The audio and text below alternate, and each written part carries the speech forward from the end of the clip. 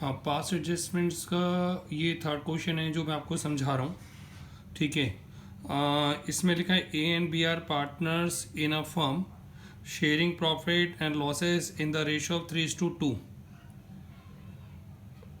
Following was the balance sheet of the firm as at 31 March. Balance sheet given है। मैंने पिछले जितने भी क्वेश्चन कराए हैं किसी में ऐसा नहीं हुआ कि वहाँ पे बैलेंस शीट आई हो।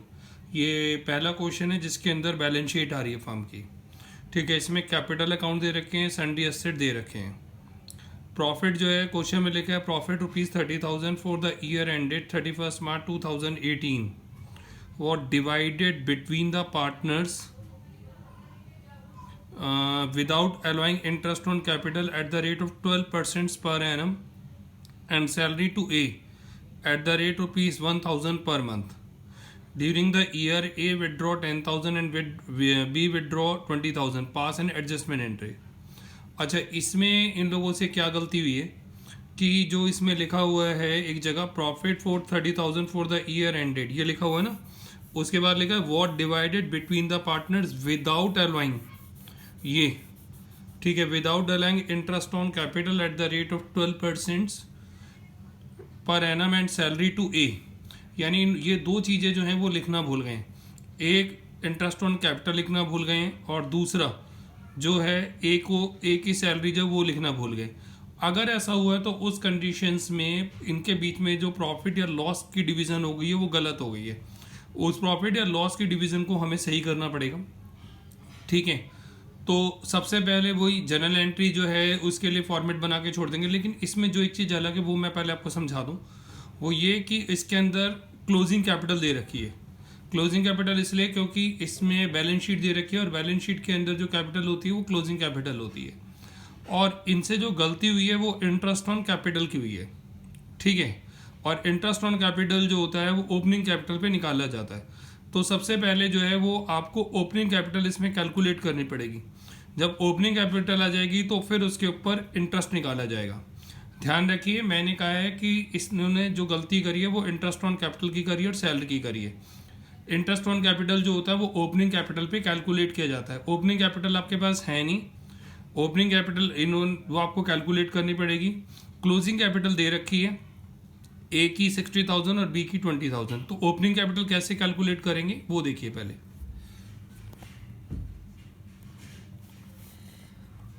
ये ओपनिंग कैपिटल कैलकुलेट करने के लिए फॉर्मेट है कि कैपिटल एट द एंड में हम ड्राइंग्स को प्लस कर देते हैं और प्रॉफिट को माइनस कर दिया जाएगा तो ओपनिंग कैपिटल आ जाएगी।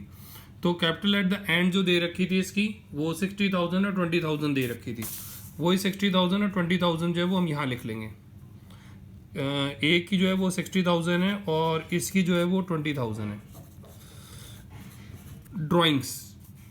ड्राइंग्स ए की और बी की दे रखी है। ए विड्रॉ 10,000 एंड बी विड्रॉ 20,000। तो इसकी ड्राइंग 10,000 है और इसकी ड्राइंग जो है वो 20,000 है। तो ये 70,000 हो गए हैं और ये 40,000 हो गए। ठीक है। इसके बाद जो है प्रॉफिट क्वेश्चन के अंदर कितना प्रॉफिट है 30,000 और इनकी रेशो क्या थी, रेशो 3:2।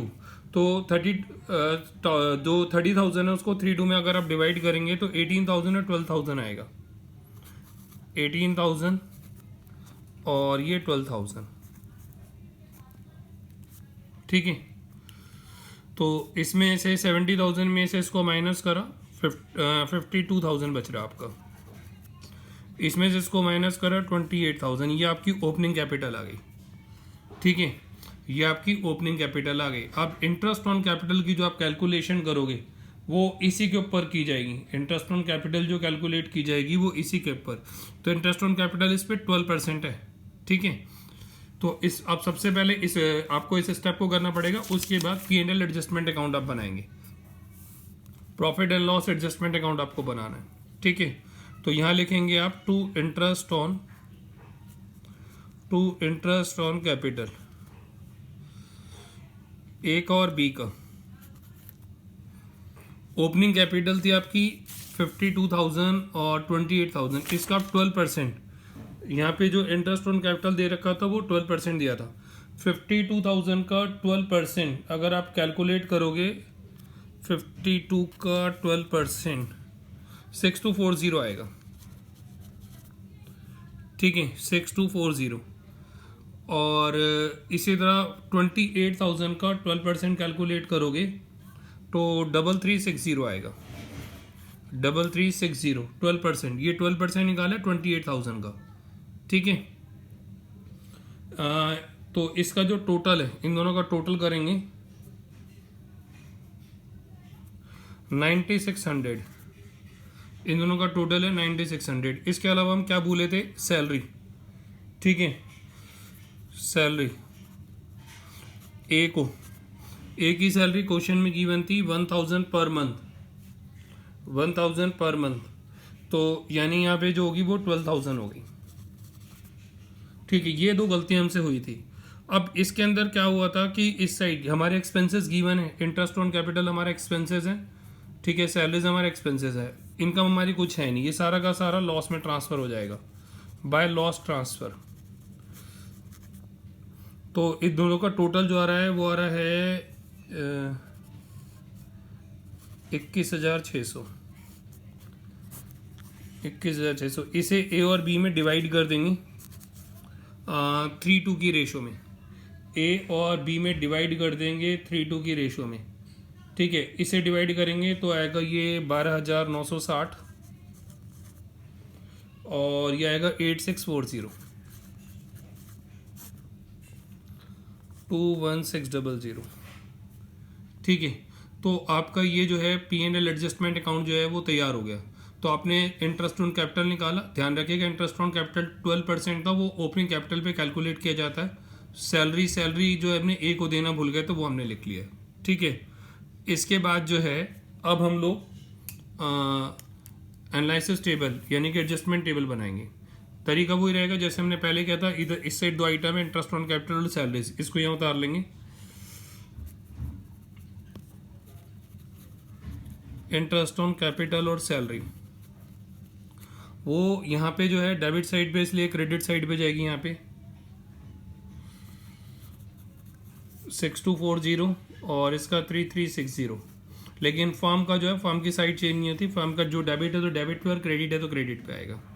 सैलरी जो थी वो सिर्फ ए को गिवन थी 12,000। ठीक है, ये फॉर्म में लिख दिया। और इस साइड से सिर्फ लॉस है तो यहाँ लिखेंगे लॉस ट्रांसफर। लॉस ट्रांसफर जो है वो ए का 12,960 है और बी जो है उसका 8640 है। इसका तो वो टोटल जो है क्रेडिट साइड पे तो क्रेडिट साइड पे आ जाएगा। टोटलिंग करेंगे, इसका टोटल करा 12,960 18240, इसका 8640 3360, ये 21600। ये तो वही रहता है, फॉर्म का तो वही रहेगा, फॉर्म का बदलेगा नहीं। ठीक है, net effect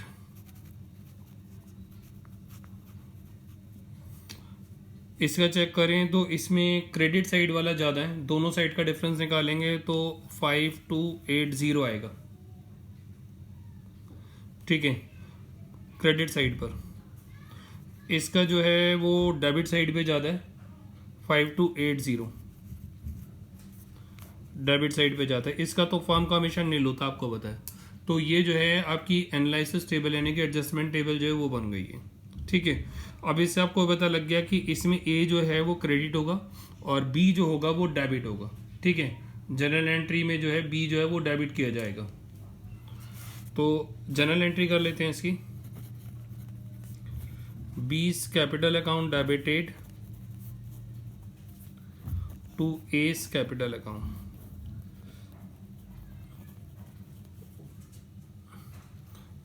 five two eight zero. ठीक है, इसकी नरेशन जो वो लिख लेना। बीइंग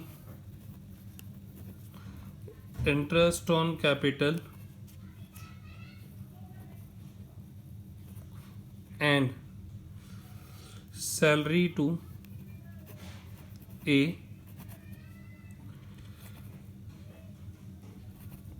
omitted to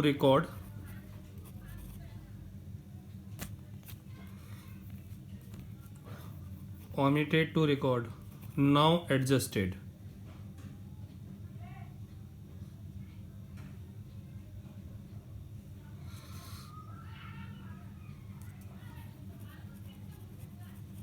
ठीक है, तो ये पूरा क्वेश्चन है। सबसे पहला आपने स्टेप्स करा, इसमें ओपनिंग कैपिटल निकाली।